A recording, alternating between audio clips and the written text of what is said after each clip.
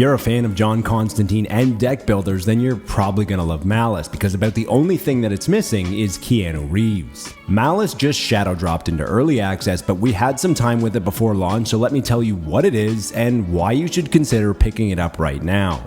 Before jumping in, we just want to take a few seconds out of your day. If at the end of the video you enjoyed it, subscribe and see more like it.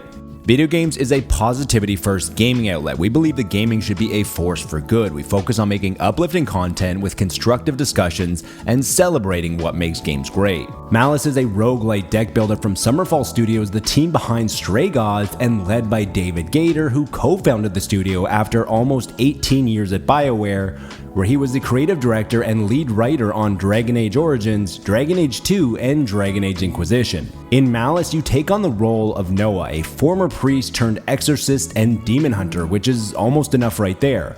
But Malys offers more than just a unique premise, as the writing is extremely strong, which should be expected from Summerfall and is the biggest factor that separates it from the oversaturated genre. Narrative is paramount, and before each battle is a prelude that immerses you deeper into the universe with rich exposition. However, this doesn't mean that the gameplay becomes less important, because Malys also offers a very unique gameplay experience, from going through the stages of an exorcism and having to burn your cards in your hand to create action points. As for why you should consider grabbing it now in early access, to begin with, early access isn't going to be indefinite. Summerfall is scheduled to release 1.0 before the end of 2025, so you can enjoy it now, and you won't have to wait long for the full product, which will include more regions, demons, stories, cards, curios, artifacts, and most importantly, a complete narrative. Furthermore, the price point is only around $10 in most regions and is currently more than worth it for the level of quality across the board. Finally, after playing it for a few hours, I can confidently say it's in a really good place already.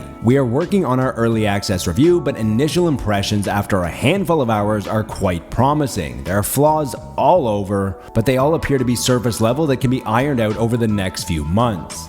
What I'm most interested in is to experience the adaptive stories that will change and shift as you progress. Let me know in the comments below if you typically play early access games or you wait for 1.0. That's all for today, but until next time, be good to your fellow gamer, but more importantly, be better to your fellow human.